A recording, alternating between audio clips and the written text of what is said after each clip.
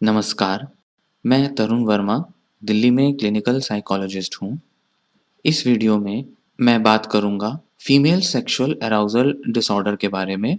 महिलाओं में sexual arousal की बीमारी, काम उत्तेजना की समस्याओं के बारे में मैं आपसे यहाँ चर्चा करूँगा।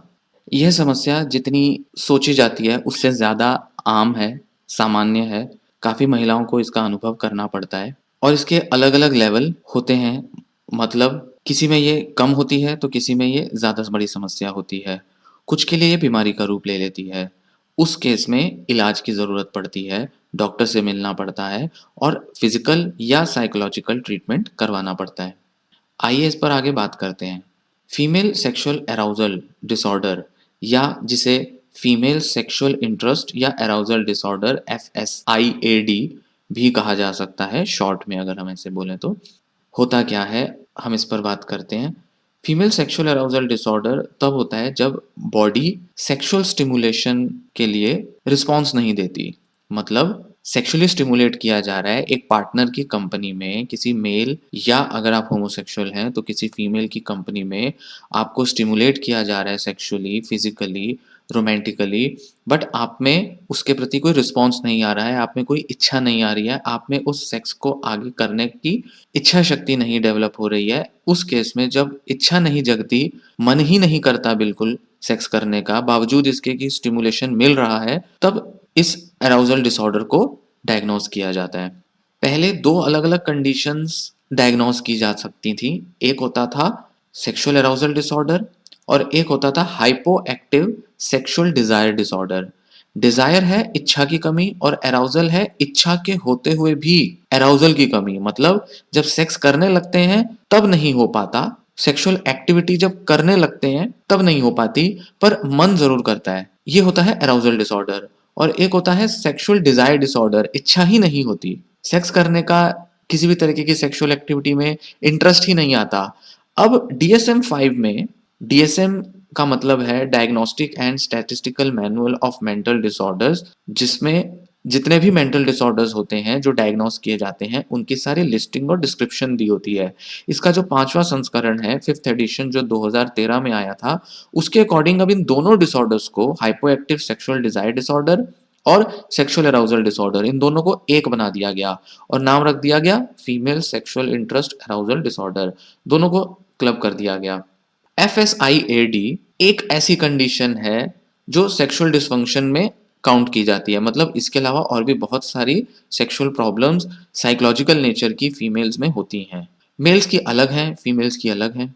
इसमें क्या होता है, इंटरकोर्स के टाइम पे, सेक्स करने के टाइम पे बहुत दर्द होता है वेजाइना में, ऑर्गेज़म नहीं हो पाता और डिज़ायर की भी कमी महसूस होती है। ना इच्छा आती है, ना उस इच्छा को ज़्यादा देर तक मेंटेन कर पाते हैं, इंटरकोर्स नहीं हो पाता, पूरा नहीं हो पाता सेक्स, सेक्स में पूरा एन्जॉयमेंट नहीं आ पाता, साथ ही इंटरकोर्स में पेन भी होता है। ये 3 मेन लक्षण, सिम्पटम्स देखे जाते हैं। और जैसा कि थोड़ी देर पहले मैंने बताया कि ये बहुत सामान्य सी समस्या है, आप जानकर हैरान होंगे कि करीब-करीब 40 से 50% महिलाओं में किसी न किसी तरीके का सेक्सुअल डिस्फंक्शन मिलता है और जैसे FSIAD जैसी समस्या उनको कभी न कभी काफ़ी लंबे समय तक लाइफ में फेस करनी पड़ती है। तो ये बहुत फ्रस्ट्रेटिंग हो सकता है जिसकी वजह से जो पार्टनर हैं, हस्बैंड हैं या मेल पार्टनर हैं या अगर आपके फीमेल पार्टनर हैं, अगर आप होमोसेक्सुअल हैं, तो वो उनके लिए भी बहुत फ्रस्ट्रेटिंग हो सकता है। आपकी सेक्स लाइफ़ और आपकी रिलेशनशिप लाइफ़ पर इसका बहुत बुरा प्रभाव पड़ सकता है। पर अच्छी बात ये है कि ये ट्रीट किया जा सकता है, इसका इलाज संभव है। इसे समझना पड़ेगा हमें कि कैसे हम इसका इलाज कर सकते हैं, उससे पहले हम बात करेंगे इसके लक्षण क्या होते हैं। बहुत सारी महिलाओं के लिए FSIAD आता है और चला जाता है, लाइफ के किसी न किसी स्टेज पर, जैसा कि बताया। कुछ महिलाओं के लिए अक्सर कुछ सिम्पटम्स सेक्सुअल डिज़ायर या अराउज़ल के, अक्सर जब भी वो इंटरकोर्स करती हैं, सेक्स करने की कोशिश करती हैं, उनको वो फेस करना पड़ता है, उसका सामना करना पड़ता है। जब भी वो सेक्सुअल एक्टिविटी में एंगेज होती हैं, किसी न किसी तरीके के लक्षण अक्सर कुछ महिलाओं में हमेशा देखने में आते हैं और कुछ को कभी-कभार ही सिम्पटम्स आते हैं। सो वेरी करता है, लोगों-लोगों में वेरी करता है। हर एक की अपनी अलग-अलग लेवल पर, अलग-अलग टाइम पीरियड में समस्याएँ होती हैं। आम तौर पे सामान्य सिम्पटम कौन से हैं? जैसे कि बताया, सेक्सुअल डिज़ायर में कमी हो जाना, आपका सेक्स में इंटरेस्ट लूज़ हो सकता है, और जो कि सामान्य तौर पे स्ट्रेस या एंग्जायटी की वजह से हो सकता है। ये एक समस्या अक्सर देखने में आती है। आपको सेक्स से संबंधित विचार बहुत कम आएँगे। जब इच्छा नहीं आएगी तो विचार भी नहीं आएँगे। आप सोचेंगे ही नहीं इसके बारे में कभी, या आप इसके बारे में कभी विचार ही नहीं आएगा, कभी इच्छा ही नहीं आएगी, या आपको किसी तरीके की फैंटेसी नहीं होगी। सेक्सुअल एक्टिविटी इनिशिएट करने में कमी आ जाएगी। अगर एक समय था जब आप बहुत ज़्यादा इनिशिएट खुद भी करते थे, अब उसमें कमी आ जाएगी, शुरू नहीं कर पाएँगे। या जब आपका पार्टनर जब कोशिश करता है तो उसको भी आप रिस्पॉन्स नहीं दे पाएँगे। या पहले आप जिन-जिन एक्टिविटीज़ को करते थे सेक्सुअल इंटरकोर्स के दौरान या सेक्स के दौरान, उनमें कमी आ जाएगी। तो आप सिर्फ़ 1 या 2 पहलुओं पर, 1 ही 2 स्टेप्स पर आप फ़ोकस करोगे, बाकी का जो पूरा आप जैसे लंबा समय लेते थे पहले, अब वो समय सीमा भी आपकी कम हो जाएगी। एक्साइटमेंट नहीं आएगा, प्लेज़र नहीं आएगा सेक्स के दौरान। तो स्टिमुलेशन भी अगर मिल रहा है, आपका पार्टनर आपको स्टिमुलेट कर रहा है, उत्तेजित कर रहा है, बट आपको हो सकता है किसी-किसी केस में आपको अराउज़ल तो हो जाए, पर बहुत देर तक आप इसे कंटिन्यू नहीं कर पाएँगे। या जैसे कई बार ये समस्या आती है कि जब अराउज़ल लाने के लिए हम कई बार कुछ पॉर्न मूवी देखते हैं या कुछ रीड करते हैं, या किसी चीज़ को, किसी फैंटेसी को या किसी पुराने एक्सपीरियंस को हम रिकॉल करते हैं, या किसी और व्यक्ति के साथ कई बार इमेजिन करते हैं, उसमें भी ये संभावना कम होती है कि आपको अराउज़ल महसूस हो पाए। यहाँ तक कि जेनिटल मतलब वेजाइना में सेंसेशंस भी बहुत कम हो जाती हैं। आपको बहुत ज़्यादा उत्तेजना या प्लेज़र महसूस नहीं होगा। आपको जब आपका पार्टनर छुएगा तो आपको किसी तरीके की कोई संवेदना, कोई सेंसेशन फ़ील नहीं होगी जेनिटल एरिया में, वेजाइना में, या फिर आपके बॉडी के किसी और पार्ट पर भी। इस तरीके की समस्याएँ आ सकती हैं। अब हम जानेंगे इसके कारण क्या होते हैं। जब अराउज़ल होता है, सेक्सुअल अराउज़ल, तो वो कई तरीके की प्रतिक्रियाएँ शरीर में लेकर आता है। जैसे आपका ब्लड प्रेशर बढ़ जाता है, या ये कहें कि ब्लड फ्लो बढ़ जाता है आपके जेनिटल एरिया की तरफ, वेजाइनल एरिया की तरफ, क्लाइटोरिस की तरफ, उस तरफ आपका ब्लड फ्लो बढ़ता है, जिससे कि वह एरिया उत्तेजित हो जाता है और वहाँ पर ल्यूब्रिकेशन हो जाती है, जो कि नेचुरली होती है। एक फ्लूइड, एक लिक्विड निकलता है। ये तो इनिशियल रिएक्शन है, इसके बाद और भी कई सारी प्रतिक्रियाएँ होती हैं। आपकी ब्लड वेसल्स में खून आया, आपकी जो मसल्स होती हैं वो भी टाइट हो जाती हैं, सेक्सुअल पार्ट की भी, और उसके अलावा बॉडी के अलग-अलग दूसरे पार्ट्स में भी। आपके अंदर हार्मोन की प्रोडक्शन होती है, आपकी डिफरेंट ग्लैंड्स होती हैं शरीर में जो हार्मोन पैदा करती हैं। आपका मस्तिष्क भी बहुत तरीके की प्रतिक्रियाएँ देता है, जो इच्छाएँ पैदा करता है या विचार पैदा करता है। इनमें से फिज़िकल या साइकोलॉजिकल किसी भी लेवल पर कोई भी रुकावट, कोई भी इंटरप्शन आ जाने से आपको एफएसआईएडी मतलब अराउजल डिसऑर्डर या इंटरेस्ट डिसऑर्डर हो सकता है। तो साइकोलॉजिकल और फिजिकल दोनों कारण या कोई एक कारण इसकी प्रॉब्लम का हो सकता है। तो साइकोलॉजिकल कॉजेज़ कौन से होते हैं? इमोशनल, मेंटल हेल्थ के कौन से कारण होते हैं? जैसे कॉन्फिडेंस की कमी होना, कम कॉन्फिडेंस की वजह से सेक्स करना भी मुश्किल होता है।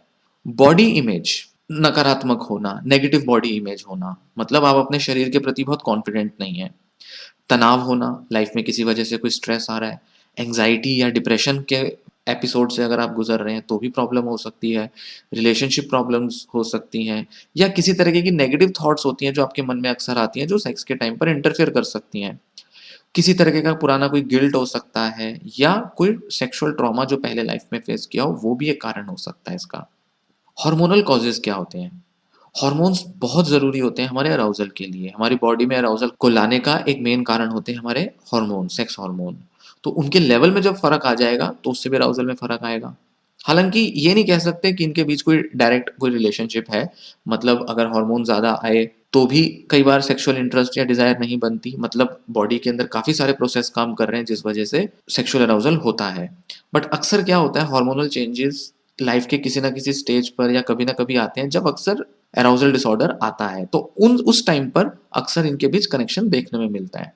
जैसे मेनोपॉज़ के टाइम पे, जब आप बर्थ कंट्रोल पिल्स ले रहे हो तब, या फिर प्रेगनेंसी के टाइम पर अक्सर हार्मोनल चेंजेज़ आते हैं, तो सेक्सुअल अराउज़ल नहीं हो पाता। इसके अलावा होते हैं एनाटॉमिकल कॉजेज़, मतलब शरीर के जो अंदर के जो अंग हैं, उनके अंदर किसी न किसी तरीके का कोई कमी या डिफेक्ट या कोई और कारण होता है, जिसकी वजह से ये प्रॉब्लम आ सकती है। क्योंकि अराउज़ल बॉडी के बहुत सारे और दूसरे ऑर्गन्स की फंक्शनिंग पे भी डिपेंड करता है, खासकर कि हमारी नर्व्स, मसल्स, ब्लड और हार्ट और ब्रेन भी। तो इसमें कौन-कौन से हो सकते हैं? जैसे बताया, ब्लड फ्लो अगर वेजाइना की तरफ ना जाए, तब ये प्रॉब्लम हो सकती है। पेल्विक एरिया में या कोई भी रिप्रोडक्टिव ऑर्गन में किसी तरीके की नर्व का डैमेज हो जाना, या ब्लैडर या वेजाइना या अंदर के किसी ऑर्गन में इन्फेक्शन हो जाना या किसी और तरीके का कोई सेक्सुअल डिसीज होना। वेजाइना के टिश्यूज की फंक्शनिंग डिस्टर्ब हो जाने की वजह से, पतले हो गए, काम नहीं कर रहे या वो सूख गए, इस तरीके की प्रॉब्लम्स की वजह से। दूसरे कुछ कारण होते हैं, जैसे कुछ दवाएं होती हैं जिनके साइड इफेक्ट्स की वजह से सेक्सुअल प्रॉब्लम्स आती हैं, खासकर कि एंटी डिप्रेसेंट दवाएं होती हैं जिसमें सेलेक्टिव सेरोटोनिन रीअपटेक इनहिबिटर्स यानी कि एसएसआरआईज मेनली कॉज करते हैं ये प्रॉब्लम्स। कुछ मेडिकल ट्रीटमेंट्स अगर आपने कराए हैं, जैसे खासकर कैंसर के ट्रीटमेंट से ये प्रॉब्लम्स बहुत ज़्यादा देखने में आती हैं, या कोई भी ऐसी सर्जरी जो कि आपके सेक्सुअल पार्ट में या फिर यूरिनरी प्रॉब्लम्स को लेकर या किसी भी तरीके की पेल्विक एरिया में कोई भी अगर आपने ट्रीटमेंट कराया है, सर्जरी कराई है, तो उससे इंटरफेरेंस हो सकती है। सही तरीके से सेक्सुअल स्टिमुलेशन ना मिलने के कारण भी होता है। हो सकता है कि आपके पार्टनर से या आपके खुद के द्वारा जो आप खुद को स्टिमुलेशन दे रहे हैं वो सफिशिएंट नहीं है। पूरा टाइम नहीं दे रहे हैं सेक्स करने को, सही तरीके से आप पूरा रिलैक्स नहीं है सेक्स करने के दौरान या उस टाइम पर, तो पूरा स्टिमुलेशन नहीं आता जिस वजह से आप अराउज़ फील नहीं कर पाते। डायबिटीज़ एक बहुत बड़ा कारण होता है या कोई भी दूसरी हार्ट कंडीशन बहुत बड़ा कारण होता है इन प्रॉब्लम्स के आने का, क्योंकि इससे हमारे बॉडी के जो वैस्कुलर सिस्टम है, मतलब हमारे खून की जो धमनियाँ हैं, ब्लड वेसल्स हैं, आर्टरीज़ हैं, उन पर ये बहुत असर डालता है। कोलेस्ट्रॉल के जमा हो सकता है, उस वजह से भी प्रॉब्लम आती हैं, या कुछ नर्व रिलेटेड प्रॉब्लम्स जो डायबिटीज़ में आती हैं, उनकी वजह से अक्सर प्रॉब्लम होती है। उससे बॉडी रिस्पॉन्स कम देती है और अराउज़ल में कमी आ जाती है। हार्मोनल, ब्लड और दूसरे कई इश्यूज़ आ जाते हैं, इलेक्ट्रिकल सिग्नल्स भी नहीं पहुँच पाते नर्व्स के थ्रू, तो ये प्रॉब्लम आती हैं। साथ ही कोलेस्ट्रॉल रिलेटेड प्रॉब्लम्स, मोटापा हो गया या कुछ इस तरीके की प्रॉब्लम्स भी अक्सर कारण बन जाती हैं। और हार्ट कंडीशन खासकर एक बहुत बड़ा कारण होती है, क्योंकि वो ब्लड का पूरा जो आपके बॉडी में जो फ्लो है, उसको डिस्टर्ब कर देता है। तो हार्ट की प्रॉब्लम भी एक बड़ा कारण होती हैं सेक्सुअल डिज़ायर के डिसफंक्शन में। किनको होता है ये? वैसे तो किसी भी महिला को हो सकता है, पर बड़ी उम्र की महिलाएँ 40, 45 या 50 उसके बाद की महिलाओं में अक्सर ये ज़्यादा देखने में आता है। जैसा कि बताया कि मेनोपॉज़ के टाइम पर अक्सर ये देखने में आता है, या जब बर्थ कंट्रोल पिल ले रहे हैं, जो कि अक्सर इस टाइम पे बहुत सी महिलाएँ लेती हैं, ऐसे में ये ज़्यादा देखने में आता है। हालाँकि अभी जो DSM-5 की जो नई कैटेगरी है FSIAD, इस पर तो बहुत रिसर्च नहीं हुआ, जिसमें हम कॉम्बिनेशन में देखते हैं दोनों प्रॉब्लम्स को, इंटरेस्ट, डिज़ायर और अराउज़ल वाली प्रॉब्लम को। पर पहले जो अराउज़ल डिसऑर्डर को लेकर जो स्टडीज़ हुई थी, वो ये बताती हैं कि ऐज मतलब उम्र, कल्चर, हमारी संस्कृति, हम किस देश या किस संस्कृति में पैदा हुए हैं या उसमें रहते हैं वहाँ, वो अक्सर एक बड़ा कारण होते हैं इन प्रॉब्लम्स के डेवलप होने में। इसी के साथ ये सिम्पटम्स कितने लंबे टाइम से बने हुए हैं, इसका असर इनकी सीवियरिटी पर भी पड़ता है। किस हद तक आप डिस्ट्रेस हो चुके हो, इस पर ये असर डालता है, ड्यूरेशन जो होती है आपके सिम्पटम्स की। और साथ ही साथ इससे या किसी और प्रॉब्लम से रिलेटेड जो डिस्ट्रेस होगा, ये कुछ मेजर कारण होते हैं, मेजर एक फैक्टर्स बनते हैं, रिस्क फैक्टर्स बनते हैं इस प्रॉब्लम के होने के। 2009 में एक स्टडी हुई जिसमें देखा गया कि 18 से 44 की उम्र की 3.3% महिलाओं में सेक्सुअल अराउजल डिसऑर्डर देखा गया था, जबकि 45 से 64 की 7.5% महिलाओं में ये प्रॉब्लम देखने में आई। तो काफ़ी बड़ा परसेंटेज है इसका, जो कि इस प्रॉब्लम से सफ़र करता है। ध्यान रखें, पहले जो बताया था 40 से 50% वो पूरे लाइफ टाइम का प्रिवेलेंस रेट था, मतलब ज़िंदगी में पूरे जीवन में कभी ना कभी इस तरह की प्रॉब्लम करीब 40 से 50% महिलाओं को देखने में आती है। पर ये एक पर्टिकुलर टाइम पे, जिसको हम पॉइंट प्रिवेलेंस कहते हैं, एक पर्टिकुलर टाइम पर कितनी महिलाओं को ये बीमारी है, इसका परसेंटेज है। तो अगर हमने कुछ 100-500 लोगों को, महिलाओं को अगर हमने स्टडी किया, तो उसमें से कितनों को था, अभी इस वक़्त कितनों को था। बाकियों को अभी नहीं होगा, बाद में हो जाएगा या पहले रहा होगा। तो इसलिए ये परसेंटेज कम है, इसलिए ये ना समझें कि ये बहुत कम महिलाओं को ही होता है। इसको डायग्नोज़ कैसे किया जाता है? अक्सर इसका डायग्नोसिस इग्नोर हो जाता है, नेग्लेक्ट हो जाता है, क्योंकि बहुत सी महिलाएँ इस बारे में बात नहीं करती। इसको लाइफ़ का एक नॉर्मल पार्ट समझ लेती हैं, और ख़ासकर इंडिया या कुछ डेवलपिंग कंट्रीज़ जैसे एरियाज़ में इस बारे में अवेयरनेस भी कम होती है और बात भी कम की जाती है। सो इस वजह से अक्सर ये डायग्नोसिस नेग्लेक्ट हो जाता है। दूसरा, कुछ और दूसरी हेल्थ कंडीशंस की वजह से अक्सर इस पर बहुत ज़ोर नहीं दिया जाता, इस वजह से भी अक्सर ये नेग्लेक्ट हो जाता है। क्योंकि जैसा कि बताया कि हेल्थ कंडीशंस कुछ होती हैं जिसकी वजह से प्रॉब्लम आ सकती है, बट अक्सर डॉक्टर इस बारे में सवाल-जवाब नहीं करते। और बहुत सी महिलाओं को अपने डॉक्टरों से इस बारे में बात करने में भी तकलीफ़ होती है, तो भले ही वो डॉक्टर के पास किसी प्रॉब्लम के लिए जाएँ या जाती रही हों, अगर ये प्रॉब्लम आए तो इस बारे में बात करना डिफ़िकल्ट हो जाता है। और इंडिया जैसी जगह पर आप खासकर कंजर्वेटिव बहुत होते हैं, या गाँवों में और शहरों में भी बहुत फ़र्क आप यहाँ पे देखने में आता है। तो शहरों में भले ही महिलाएँ इस बारे में बात कर लें साइकोलॉजिस्ट या साइकियाट्रिस्ट से या सेक्सोलॉजिस्ट से, पर गाँवों में और बहुत सारे ऐसे छोटे इलाके हैं जहाँ पर इस तरीके की बात पर समस्या पर कभी बात ही नहीं हो पाती। इस वजह से डायग्नोसिस में बहुत कमी आ जाती है और यही वजह है कि ऐसा अनुमान लगाया जाता है कि है तो ये बहुत सारी महिलाओं में, बट थोड़ा-सा ही परसेंटेज इसका रिपोर्ट किया जाता है। बहुत सारे डॉक्टर्स जो हैं, खासकर अगर आप अपने गायनेकोलॉजिस्ट से मिलें तो उनसे आप बात कर सकते हैं और वो आपसे काफ़ी सारे सवाल पूछेंगी। जैसे आपके सेक्सुअल और मेंटल हेल्थ के बारे में, फिर उसके बाद कोई एग्ज़ामिनेशन कर सकती हैं वेजाइना का या पेल्विक एरिया का, ताकि फिज़िकल कॉज़ेज़ को अंडरस्टैंड किया जा सके कि कुछ शारीरिक लक्षण तो नहीं, कोई नर्व डैमेज तो नहीं हो गया, मसल्स में, टिश्यूज़ में कोई फ़र्क तो नहीं आ गया, कोई इन्फेक्शन तो नहीं हो गया, ये जाँचने की कोशिश की जाती है। कुछ केसेज़ में ब्लड टेस्ट किया जा सकता है ताकि बेटर आइडिया मिल सके। जब एक बार पता चल जाए कि फिजिकल कॉजेज़ की वजह से नहीं है, तो उसके बाद साइकोथेरेपिस्ट, काउंसलर या साइकोलॉजिस्ट के पास रेफर किया जा सकता है जो सेक्सुअल मेंटल हेल्थ एरियाज़ में काम करते हों, जिनको स्पेशलाइज़ेशन हो, जैसे क्लिनिकल साइकोलॉजिस्ट के पास रिकमेंड किया जा सकता है। हालाँकि जब फिजिकल कॉजेज़ होते हैं तो उसका दवाओं से या एप्रोप्रिएट इलाज देकर इस प्रॉब्लम को रिज़ॉल्व किया जा सकता है। पर साइकोलॉजिकल कॉजेज़ में अक्सर काउंसलिंग या थेरेपी ही हेल्पफुल होती है, या अगर दोनों हैं तो दोनों एप्रोप्रिएट ट्रीटमेंट लिए जाते हैं। फिर जो साइकोलॉजिस्ट है वो इमोशनल कॉजेज़ पता करता है, कारण ढूँढता है, रिलेशनशिप या कुछ और प्रॉब्लम्स हैं उसको असेस करने की, जाँचने की कोशिश करता है, फिर उसके हिसाब से ट्रीटमेंट डिज़ाइन करता है। अगर आपको अपने डॉक्टर से बात करने में मुश्किल हो रही है, जिस डॉक्टर से आप मिल रहे हैं, तो किसी और डॉक्टर से मिल के भी आप इस बारे में बात कर सकते हैं, अगर इस संबंध में आपको बहुत परेशानी हो रही है और आपकी लाइफ़, आपकी मैरिज लाइफ़ बहुत ज़्यादा डिस्टर्ब हो रही हो। ये ट्रीट कैसे किया जाता है? इसका इलाज कैसे किया जाता है? एफएसआईएडी का जो इलाज होता है, वो इस बात पर निर्भर करता है कि कारण क्या है, कोई दूसरी बीमारी की वजह से है, फिज़िकल की वजह से है या साइकोलॉजिकल की वजह से है, ये देखा जाता है। उसकी सीवियरिटी कितनी है, इस पर निर्भर करता है और इस हिसाब से फिर इलाज को प्लान किया जाता है। अक्सर कॉम्बिनेशन ही हेल्प करता है, मतलब मेडिसिन, मतलब फिज़िकल ट्रीटमेंट और साइकोलॉजिकल ट्रीटमेंट, और इसी बेसिस पर मेडिकेशन दी जाती है कि कारण क्या है। मेडिकेशंस के साथ कुछ और फिजिकल ट्रीटमेंट जो हेल्पफुल हो सकते हैं, वो हो सकते हैं जैसे हार्मोन थेरेपी। अगर हार्मोनल कारण है तो हार्मोन थेरेपी काफ़ी हेल्प करती है, जिससे कि एस्ट्रोजन या टेस्टोस्टेरोन के लेवल्स को मैनेज करने में हेल्प हो सकती है। या वेजाइना में जो ड्राइनेस आ रही है, टिश्यूज़ में जो ल्यूब्रिकेशन नहीं हो पा रही, उसकी वजह से जो प्रॉब्लम्स आ रही हैं, उनको ट्रीट किया जा सकता है। या जो पेन होता है, दर्द होता है जो इंटरकोर्स के टाइम पे, उसको भी दवाओं से या हार्मोनल ट्रीटमेंट से ट्रीट किया जा सकता है। हाँ, पर ये तभी किया जाता है जब कारण हार्मोनल हो और कोई कारण ना हो।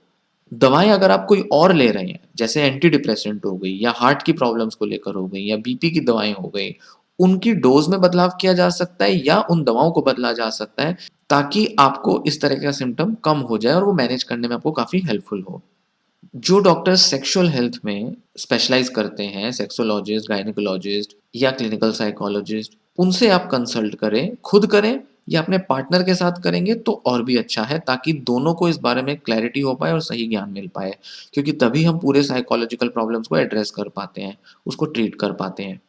हो सकता है कि आपको बहुत हेल्थ कंडीशंस या मेंटल हेल्थ कंडीशंस ना हो, जिस वजह से ये प्रॉब्लम हो रही हो, तो एक थेरेपिस्ट आपको हेल्प कर सकता है ये जानने में कि आपको किस तरह से बेहतर स्टिमुलेशन मिल सकता है, स्टिमुलेशन मिलने में क्या कमियाँ आ रही हैं, किस तरह से आप और ज़्यादा अपने को उत्तेजित और ज़्यादा अपने को अराउज़ कर सकते हैं, ये जानने में आपकी काफ़ी हेल्प मिल सकती है। इसके बारे में भी आप अपना समाधान ले सकते हैं।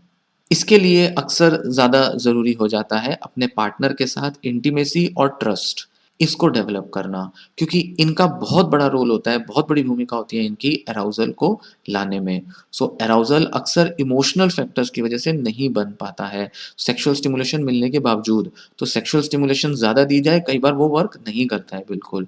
तो ट्रस्ट और इंटीमेसी डेवलप करने पर भी स्पेसिफिक फ़ोकस दिया जा सकता है।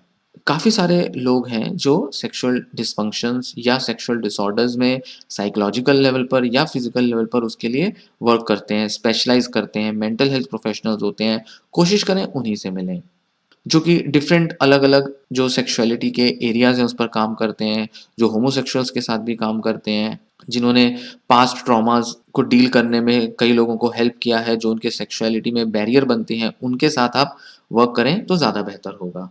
क्योंकि कई बार ऐसा होता है, आम तौर पे इनफैक्ट यहाँ देखा जाता है कि अगर थेरेपिस्ट को भी बहुत अनुभव नहीं है पहले इन कंडीशंस को ट्रीट करने का, तो उन्हें भी कई तरह की हिचक हो सकती है इस बारे में बात करने में, अगर उनको इस तरीके का कोई डायरेक्ट एक्सपीरियंस नहीं हो ट्रीटमेंट का तो।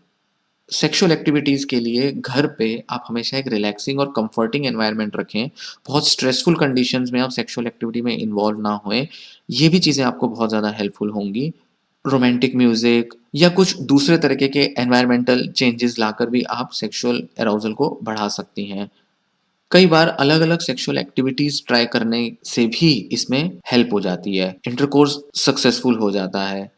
खासकर कि तब जब फोरप्ले जो कि इंटरकोर्स से पहले का जो पीरियड होता है, एक्टिविटी होता है, उसको बढ़ावा देकर, उसमें ज़्यादा से ज़्यादा टाइम स्पेंड करके, उसके अंदर डिफरेंट-डिफरेंट चीज़ें प्रैक्टिस करके या उसको एक्सपेरिमेंट करके आप अक्सर अपना अराउज़ल बढ़ा सकते हो। जैसे कि जिसमें मसाज शामिल हो सकता है या आप साथ नहाने की एक्टिविटी भी अगर करें, अलग-अलग तरह से जैसे भी आपको पसंद हो, उस तरीके से आप अपना अराउज़ल ला सकते हो। कई केसेज़ में मास्टरबेशन करना भी इसमें काफ़ी हेल्पफुल होता है क्योंकि वो आपकी फैंटेसी लाइफ़ को थोड़ा इम्प्रूव करता है, जो कि आप सेक्सुअल एक्टिविटी के टाइम पे जिसको यूज़ कर सकते हो, उसको इम्प्लीमेंट कर सकते हो। पार्टनर के साथ या पार्टनर के बिना दोनों मामलों में मास्टरबेशन करना हेल्पफुल हो सकता है। या कुछ ऐसे टूल्स हो सकते हैं, जो कि अक्सर सेक्सुअल अराउज़ल लाने में हेल्प करते हैं, जैसे कि आजकल सेक्स टॉयज़ काफ़ी मिलते हैं, वो बहुत यूज़फुल हो सकते हैं। यहाँ तक कि सेक्स के बारे में अपने पार्टनर के साथ कम्युनिकेशन करना, सही तरीके से, सही एरियाज़ पर एक हेल्दी डिस्कशन करना भी बहुत हेल्पफुल होता है, जिससे इस प्रॉब्लम को दूर करने में हेल्प हो सकती है। तो अब कंक्लूड करते हैं इस डिस्कशन को, इस वीडियो को अब मैं ख़त्म करूँगा और कंक्लूजन में कुछ बात कहना चाहूँगा कि बहुत सी महिलाएँ ये प्रॉब्लम कभी न कभी महसूस करती हैं, एक्सपीरियंस करती हैं। अराउज़ल के साथ-साथ इमोशनल रिलेशनशिप प्रॉब्लम्स आम तौर पे आती हैं। ये बहुत थका देने वाला, बहुत परेशान कर देने वाला, फ्रस्ट्रेट कर देने वाली प्रॉब्लम है, पर इसका इलाज संभव है। अपने डॉक्टर से ज़रूर मिलें, बात ज़रूर करें, इसके प्रति जागरूक ज़रूर रहें। इसे अपना स्वभाव, अपना नेचर या एक आम समस्या मानकर इग्नोर ना करें। अपनी सेक्स लाइफ़ को आप बहुत बेहतर बना सकते हैं और उसको बेहतर बनाने के लिए आप कुछ कदम उठा सकते हैं, जिससे कि आप अपनी सेक्स लाइफ़ को बड़ी उम्र तक भी इसको एक्सटेंड कर सकें, कई-कई वैरायटी में आप इसको एक्सपीरियंस कर सकें और इससे जुड़े जो फ़िज़िकल या साइकोलॉजिकल कंडीशंस हैं, उनको भी टारगेट कर सकें, उनको भी ट्रीट कर सकें, जो कि इस प्रॉब्लम का मेन कारण बनते हैं। सेक्स लाइफ़ को एन्जॉय करने में एक बैरियर, एक रुकावट का काम करते हैं। और अगर कोई फिज़िकल रीज़न्स ना हो इन प्रॉब्लम्स के, तो जो भी साइकोलॉजिकल फैक्टर्स या रीज़न्स आप समझते हैं, आपके डॉक्टर से बात करके जो देखने में आए हैं, उनको रिज़ॉल्व करें, खुद भी करें और अपने पार्टनर के साथ ज़रूर डॉक्टर से मिलें। सिर्फ़ खुद ही सारा स्ट्रेस ना लें अपनी प्रॉब्लम्स को सॉल्व करने का, अपनी सेक्सुअल प्रॉब्लम्स को हील करने का, केवल खुद ही सारा बर्डन ना लें। क्योंकि ये सारी समस्याएँ कहीं न कहीं आपके पार्टनर से भी जुड़ी हैं। आपकी उनके साथ रिलेशनशिप से भी जुड़ी हैं, तो दोनों साथ मिलकर इस प्रॉब्लम को सॉल्व करने की तरफ आगे बढ़ें। यह वीडियो अब मैं यहीं समाप्त करता हूँ। उम्मीद है आपको ये जानकारी पसंद आई होगी, आपको फ़ायदा देगी। आप वीडियो लाइक करें, चैनल सब्सक्राइब करें। धन्यवाद।